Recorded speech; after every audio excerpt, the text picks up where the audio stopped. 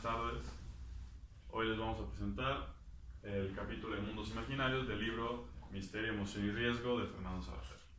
Entonces, el primer gran autor de este libro es H.G. Wells. H.G. Wells es un autor de Londres, Inglaterra, ¿no? Su nombre es Herbert George Wells. Este autor es muy conocido dentro de esta área que es ciencia ficción, mundos imaginarios, porque este tema es muy impactante, es muy conocido para todos los jóvenes y atrae mucho, sobre todo porque te presenta un posible futuro para lo que son temas importantes. Y este autor es muy conocido porque con este libro, que se llama La forma de las cosas que vendrán, o Things to Come en inglés, anticipa lo que va a ser la Segunda Guerra Mundial, porque habla un encuentro entre países, y es un encuentro entre países, de muchos países contra un solo país, ¿no? Que fue todos los países unidos contra lo que fueron los nazis, ¿no? Entonces este autor es muy interesante porque siempre presenta a los humanos como seres no pensantes, cuando eso es su esencia. La esencia del hombre es la racionalidad, y cuando este autor presenta a los humanos como no pensantes, les está quitando esa humanidad, y eso siempre lo plasma en los libros, y es una forma en que él representa en este libro, ¿no?, lo que va a ser la Segunda Guerra Mundial. Entonces muchas personas lo conocen como un reformador social o un guía ideológico sobre la tecnología. Lamentablemente él murió de cáncer sentado en su cama, y fue una gran desgracia. Bueno, para poder presentar esta idea de lo que son un posible futuro, aquí se presenta lo que es el video de Wall-E. Wall-E es una historia de cómo el planeta quedó en la ruina gracias a los seres humanos, gracias a esos seres humanos no pensantes, que los cuales llenaron de basura en su mundo, y al final de cuentas simplemente tuvieron que desalojar. Entonces Wall-E, que es esta maquinita, tiene que encargarse de limpiarlo, y él se encarga de hacer estos cubitos de basura para poder ir limpiando el mundo poco a poco, que al final son otros seres diferentes a los seres humanos los que tienen que encargarse de reparar el daño que hacen los seres humanos. Entonces esto es lo que representa sobre todo es sobre todo lo que presenta este video. Bueno, siguiendo un poquito con el capítulo, sigue estos dos libros, La Guerra de Dos Mundos y Los Primeros Hombres en la Luna. Seguimos con el mismo autor.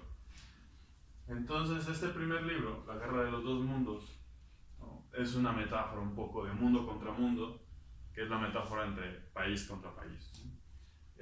Como decía, en este ámbito, en ciencia ficción, en mundos imaginarios, se presenta muchísimo lo que es un posible futuro.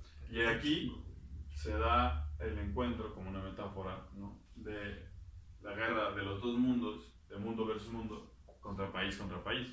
Y aquí nos presenta la verdadera esencia del hombre, ya que había dicho que eran unos seres pensantes. Y entonces, ¿qué tiene el hombre? Aquí lo que nos presenta H.G. Wells es que el hombre es un monstruo. El hombre, como podemos ver, es un monstruo que está dentro del universo, y por lo tanto el hombre es su propia destrucción.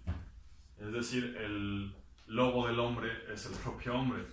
Entonces, esto que nos presenta el hombre es como que si nos quitara la esencia de la racionalidad y nos pusiera la esencia de hacer el mal.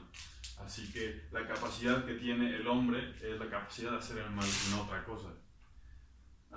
Entonces, al final, en el segundo libro, se llama Los Primeros Hombres en la Luna. Aquí presenta cómo el hombre no solamente es capaz de hacer el mal, sino también de trascender y llegar a lo que es la luna, ¿no?, que antes no se podía llegar, y él con su primer libro adelanta, él piensa la manera en que el hombre puede llegar a la luna, y lo plasma en este libro, ¿no? Y bueno, al final de cuentas, en este video se va a plasmar un poco la metáfora que es el hombre contra los marcianos, porque aquí es un fragmento de la batalla final de Battleship, que es los humanos contra los marcianos. Sin embargo, habíamos comentado que los hombres son el propio monstruo de los hombres. Entonces esto se puede tomar como una metáfora dentro de los mundos imaginarios para representar cómo el hombre, al final de cuentas, es quien va a pelear contra el propio hombre, a pesar de que aquí se ve cómo se está preparando los marcianos contra los hombres para matarlos, para matarse mutuamente. Entonces, al final lo que hacen es pelearse entre ellos, lanzándose todo lo que tienen, sin importar lo que sea, y matarse. Eso representa la capacidad del ser humano de hacer el mal. La siguiente diapositiva presenta el libro del marciano. No solamente del marciano, sino de otros 3 libros que pongo aquí, que son muy conocidos de Wells. Y aquí nos da pues la esencia de lo que es el marciano dentro de los mundos imaginarios para H.G. Wells. Él pone al marciano como un ser humano, porque al final de cuentas son los marcianos los que van a pelear contra los humanos, pero al final es una metáfora de hacer los hombres contra los hombres. Pero una cosa muy importante de aquí es que siempre pone a los marcianos como seres indestructibles. Y esto es porque siempre se supone que los marcianos se vienen hacia nosotros. Es decir, ellos nos descubren a nosotros y cuando llegan a la Tierra nos destruyen. Y siempre los ponen como un ser superior a nosotros. Y eso es porque él tiene este razonamiento de que si los marcianos llegan a nosotros, significa que tienen una capacidad mayor, ya que nosotros no podemos llegar a ellos, pero ellos sí a nosotros. Al final de cuentas, lo que quiere decir H.G. Wells con sus libros es que cuando se enfrentan marcianos y humanos no se consigue nada. Que al final, aunque te unas por la guerra, no pasa nada. O sea, lo único que consigues es destrucción. Y al final, nada más consigues perjudicar a los demás. Y pues toma muchísimo la pregunta de que si estamos solos en el universo, ¿no? Y aquí se toma el fragmento, el tráiler de la película de Independence Day para poder ver cómo al final no importa que los seres humanos estén unidos, al final siempre van a causar destrucción. Y no importa si los humanos intentan unirse con un gran enigma, con un gran ideal, que es la independencia. Siempre con eso, al final de cuentas, siempre va a haber destrucción, siempre que vaya a haber guerra. Y eso es lo que nos quiere plasmar Wells con todo lo que hay. Y aquí va representando cómo incluso hay problemas familiares, ¿no? Dentro de las propias familias que se unen para combatir contra los marcianos, porque al final de cuentas son ellos los que vienen y empiezan a conquistar toda la Tierra. Entonces, pues aquí Independence Day pues es simplemente un fragmento de lo que es el marciano. Aquí, como datos importantes de H.G. Wells, que antes de que cumpliera los 30 años, escribe 4 grandes libros, ¿no? Que lo que es La máquina del tiempo, La isla de Tom Moreau, El hombre invisible y Los primeros hombres en la luna. Y al final, dentro de estos 4 libros, siempre resalta estas cuatro características. La capacidad del hombre de hacer la maldad, ¿no? La calidad de todos estos libros para poder atraer, porque siempre pegaron, la atracción que tienen estos mismos y que siempre hablan de un tema fantástico. Bueno, ahora vamos a hablar de Arthur C. Clarke. Bueno, fue un autor característico de la ciencia ficción, tanto que pues, ganó muchos premios característicos. Nació el 16 de diciembre de 1917 y falleció el 19 de marzo del 2008. Ahora, Fernando Sabater en su libro relata que conoció a Clark del modo más raro posible, que fue a los 15 años se topó con un libro de C. Clarke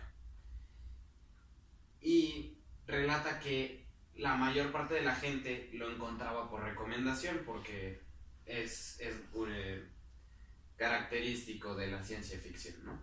Entonces, el estilo de Clarke en sí no le gustaba a Fernando Sabater porque es un estilo de ciencia ficción muy basado en la realidad, ya que a Fernando Sabater le gustaban cosas de monstruos y hadas y cosas muy irreales, pero C. Clarke aterrizaba todo esto de una manera que nosotros la podamos comprender y no se desate tanto la imaginación. Él controlaba este hilo de imaginación basándose en la creación de naves espaciales, en la creación de estaciones espaciales, de llegar a otros mundos y pues demás, ¿no? Ahora, aquí hay una lista de libros que pertenecen a la Odisea Espacial, que es, bueno, un conjunto que trata tal cual al espacio. Tiene un sinfín de libros más que van relacionados a otros temas, pero vamos a tocar en esta presentación el de Arenas de Marte. Bueno, el libro de Arenas de Marte relata cómo los humanos llegan pues, al planeta de Marte. ¿Cómo es el planeta de Marte? Entonces, para esto, como él nunca fue al planeta, no sabe cómo es, entonces relata con lo que conoce. Conoce que es árido y que pues la arena tal cual es naranja, entonces. Y se basa en esto de las naves espaciales para aterrizarlo a la realidad. Ahora, como es un mundo explorado, él, en base a esa incógnita, genera una posible respuesta, una hipótesis sobre el cómo llegaríamos, sobre el qué pasaría si llegáramos y cómo sobreviviríamos en este entorno. Y bueno, juntando todas estas hipótesis, él da una respuesta evidentemente teórica a todas estas preguntas y a la pregunta más que engloba todo esto, que es si estamos solos en el universo, como dijo mi compañero. Ahora, su estilo de ciencia ficción, como dije anteriormente, relaciona mucho estos mundos imaginarios con la realidad para hacerlo mucho más sencillo de comprender. Razón por la cual es fácil, es una lectura muy rápida. Siguiente, por favor. Bueno, cambiando de tema, vamos a Flash Gordon, que es un personaje. Bueno, Flash Gordon empezó por un cómic creado por Alex Raymond en 1934, que trata igual sobre un mundo completamente imaginario en el cual hay criaturas, pero no por esto se despega tal cual de la realidad.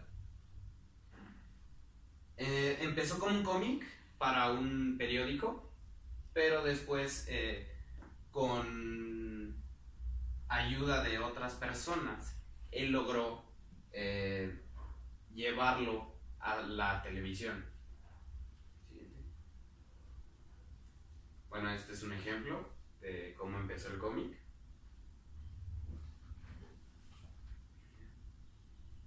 Bueno, Flash Gordon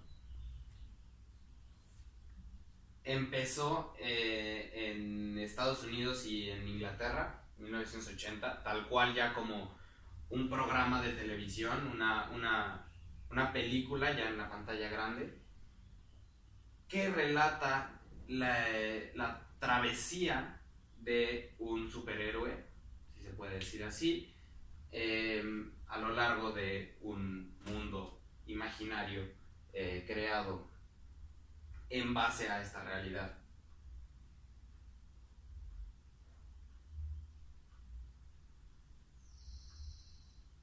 Este es un video para ejemplificar.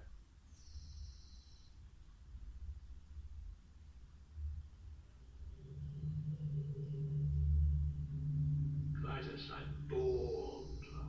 What plaything can you offer me today? An obscure body of the Ahí podemos ver cómo se están basando tal cual en el planeta Tierra. I like to play with things well before annihilation. Pathetic earthlings. Who can save you now? Y ahí él es el protagonista, el superhéroe. Y ahí podemos observar toda la ficción que se lleva a cabo, sin despegarse como tal de la realidad, ya que toman como ejemplo figuras humanas.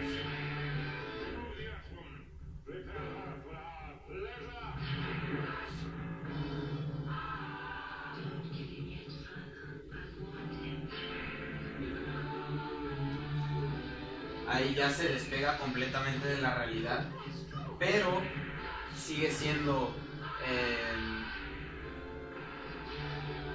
móvil la figura humana.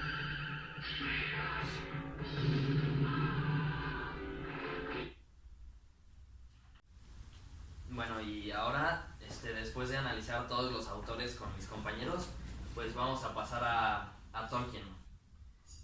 Bueno, Tolkien, su nombre completo es John Ronald Reuel Tolkien.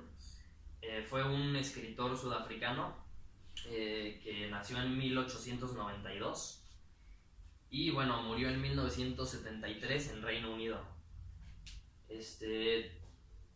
Tolkien agarró mucha fama y es muy conocido debido a la historia que creó sobre El Señor de los Anillos, que son varios libros con El Hobbit y El Señor de los Anillos. Y bueno, la gente empieza a leer mucho estos libros debido a que son muy entretenidos y hablan sobre fantasía y estas cosas. Pero esta fama que tenía Tolkien fue exponenciada cuando Peter Jackson lleva esta historia al cine y entonces hacen las 3 películas del Señor de los Anillos y bueno, pues mucha gente más se entera y conoce la historia y pues de ahí empiezan a leer los libros y bueno, el punto es que agarró mucha fama. Ahora, dentro de esta historia, Tolkien usa mucho lo que nosotros llamamos como mitología tolkieniana, que bueno, básicamente es sobre la moral de cada personaje, pero sobre una lucha entre el bien y el mal. Es decir, pues esa lucha que tenemos diariamente y que podemos ver en la mayoría de las historias y a través de la historia de la humanidad. Y bueno, estos son muchos de los libros que conforman esta misma historia del Señor de los Anillos, que luego Peter Jackson llevó al cine. Y bueno, aquí está el ejemplo de la película en sí de los libros del Hobbit.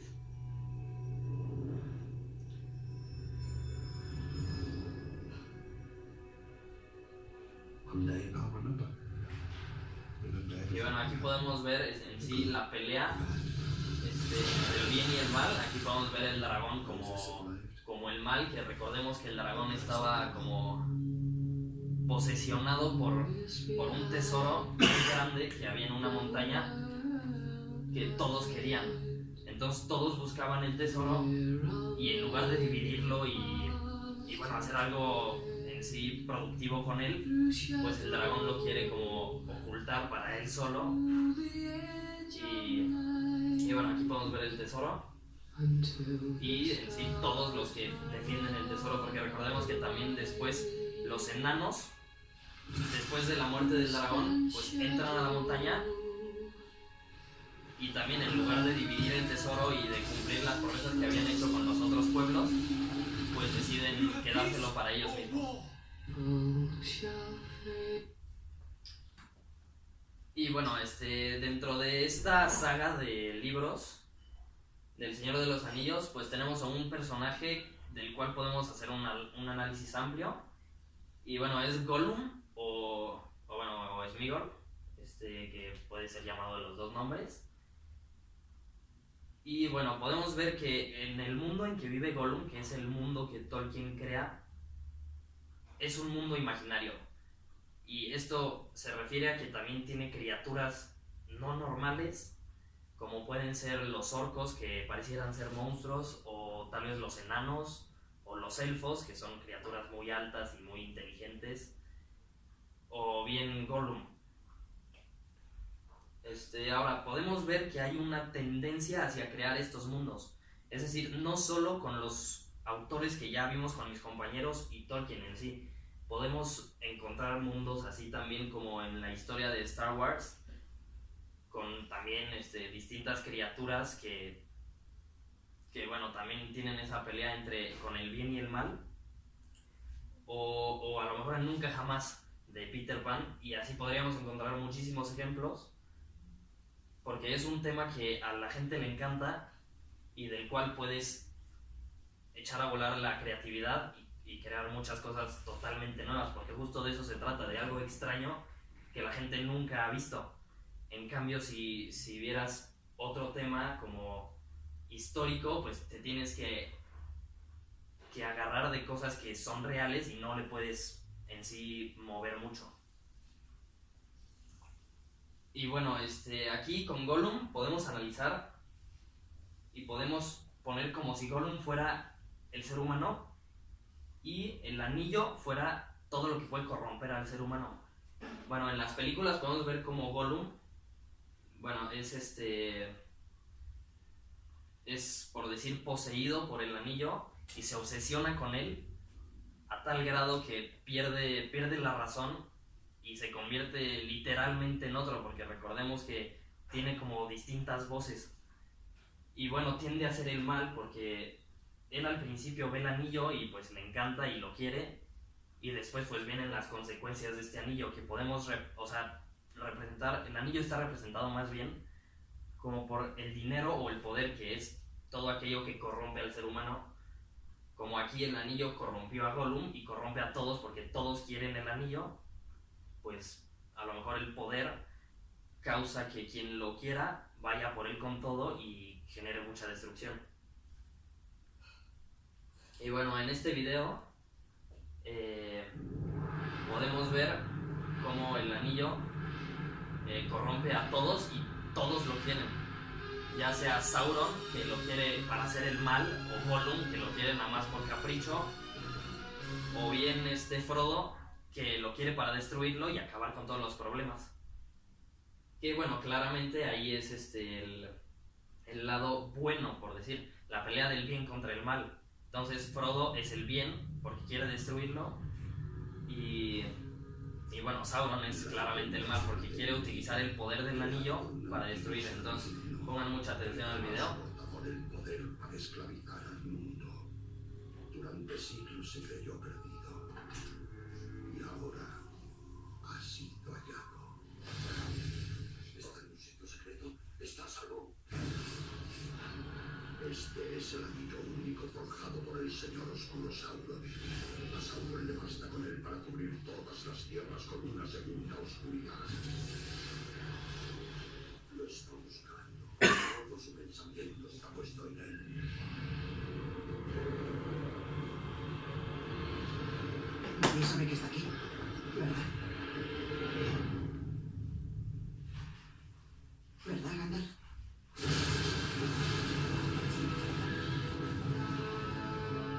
El arma del enemigo es un regalo. Se usó contra él, no puedes empuñarlo. Ninguno de nosotros puede. El anillo debe ser destruido. Se forjó en las llamas del monte del destino. Solo allí puede destruirse. Sé lo que debo hacer, pero temo hacerlo. Uno no se adentra sin más en Mordor. Mayo toca.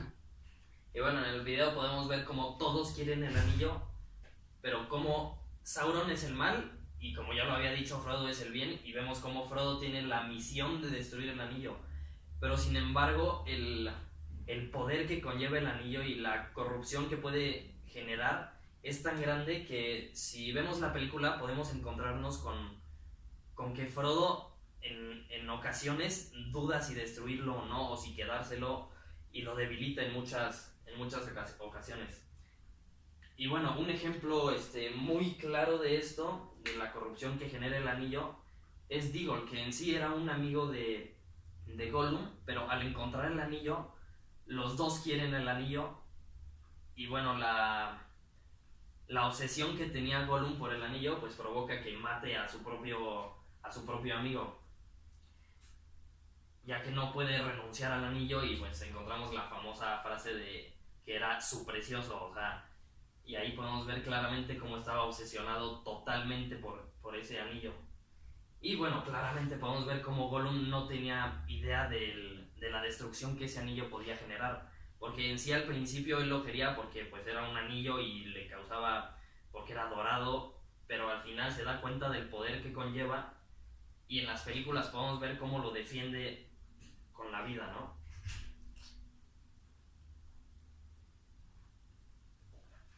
Y bueno, aquí podemos ver las dos partes de la historia, que es El Señor de los Anillos y El Hobbit, que aunque sacaron primero la serie del Señor de los Anillos, El Hobbit es anterior en esa historia. O sea, es primero la historia del Hobbit y luego continúa con la del Señor de los Anillos, aunque se escribió primero la del Señor de los Anillos y luego la del Hobbit.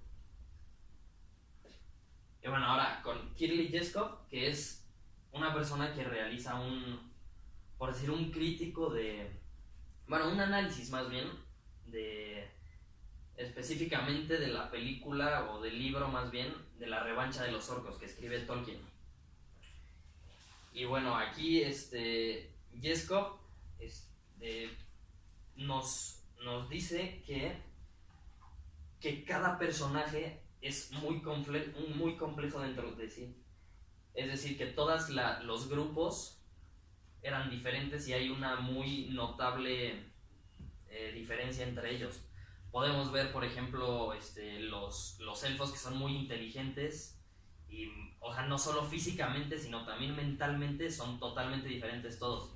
O los orcos en sí, que son monstruos que no tienen mucha... O sea, que simplemente hacen lo que Sauron les ordena, porque son como pues su ejército, como si fueran un objeto que Sauron utiliza para poder llegar al anillo que tanto quiere para destruir al mundo. Y bueno, Jeskov también nos dice que tal vez Tolkien utiliza su historia para plantearnos la Edad Media de otra forma, para que podamos ver la Edad Media desde otro punto de vista, ya que podemos ver que utilizan espadas o bastantes armas, o los pueblos que tienen son como de esa época de la Edad Media, tienen una similitud muy grande. Y en sí las guerras que hay, las batallas que tienen entre los diferentes grupos, pues son muy parecidas, tienen semejanza con lo que nosotros hemos oído de la Edad Media.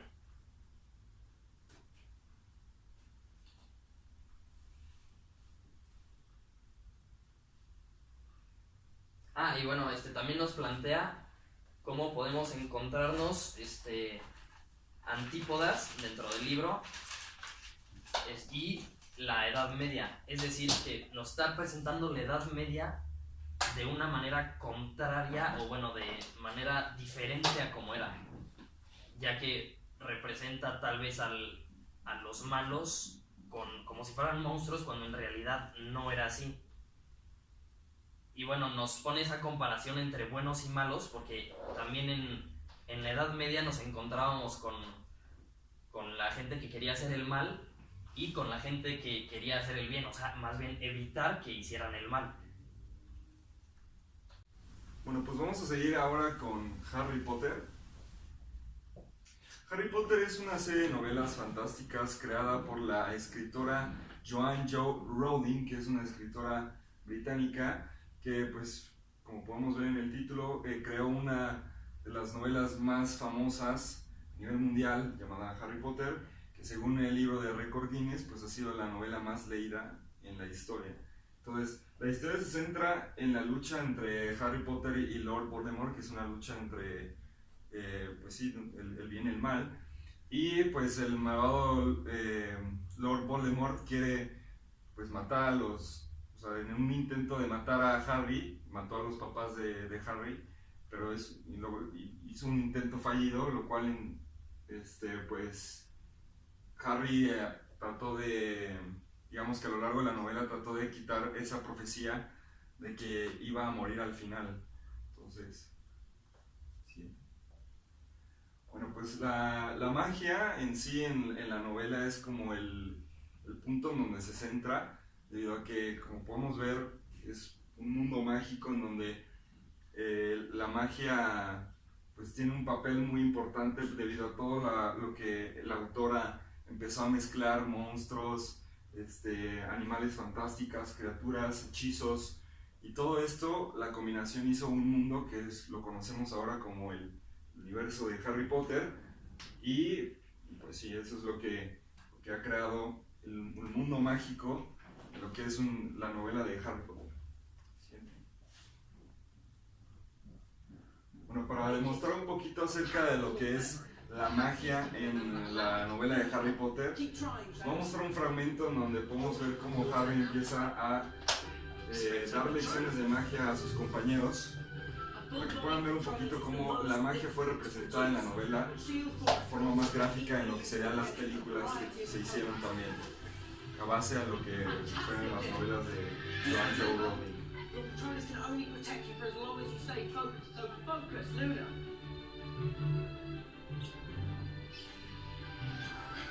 How do you think you can? I like the Controllers, kid. This is really advanced stuff, guys. You're doing so well.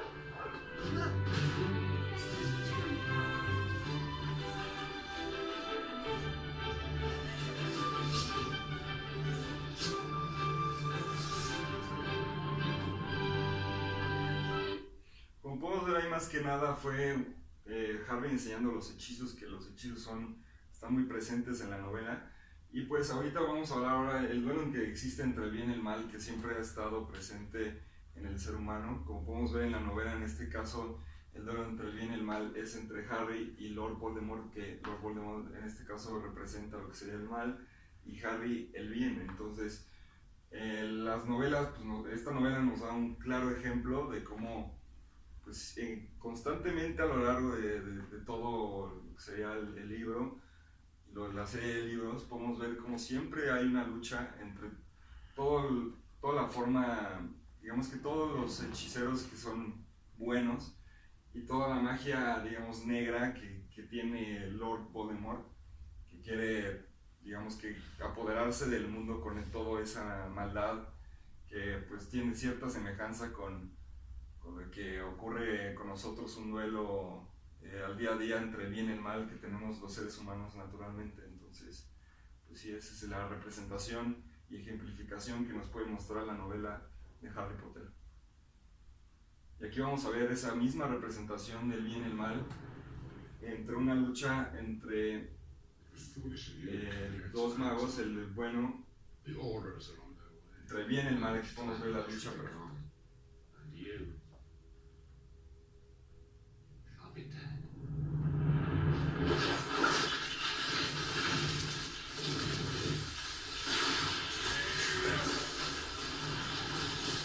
Podemos ver cómo Dumbledore empieza a pelear contra Lord Voldemort y contra el mal.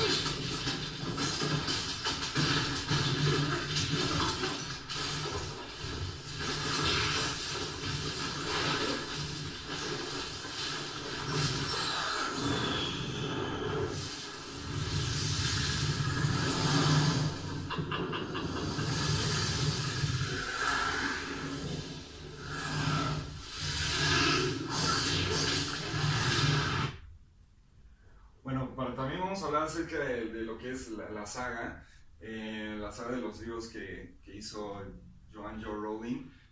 Como podemos ver, aquí tenemos la lista de todos los libros que hizo de Harry Potter, lo cual lo convirtió en una saga. Podemos ver la Harry Potter y la Piedra Filosofal, Cámara Secreta, El Prisionero de Azkaban, El Cáliz de Fuego, La Orden del Fénix, El Misterio del Príncipe y Las Reliquias de la Muerte, y el conjunto de todos estos libros pues hizo lo que hoy es una de las sagas más importantes que hay en la historia de los libros, ¿no? En la historia de la literatura, que pues es una serie pues fantástica, en donde pues, crea un mundo imaginario que fue bastante exitoso, que ahorita de la magia se relaciona 100% con Harry Potter, más que nada. Entonces pues creó un concepto muy interesante. Bueno, pues aquí vamos a exponer una actividad que es escoger 3 libros de los que se acaban de exponer y analizar la maldad del hombre de ellos, los mensajes que se tienen dentro de parte del autor para el mundo, y 5 citas que se queden grabando de los 3 libros. Entonces pues esta es la actividad que estamos exponiendo nosotros. Y las películas que recomendamos es El Quinto Elemento, que pues representa también un mundo imaginario. I Am Number 4. Siguiente. También recomendamos Warcraft, que también es un mundo completamente imaginario basado en un videojuego, y Star Wars, que es una serie que se basa más que nada en un mundo imaginario en el espacio. Gracias.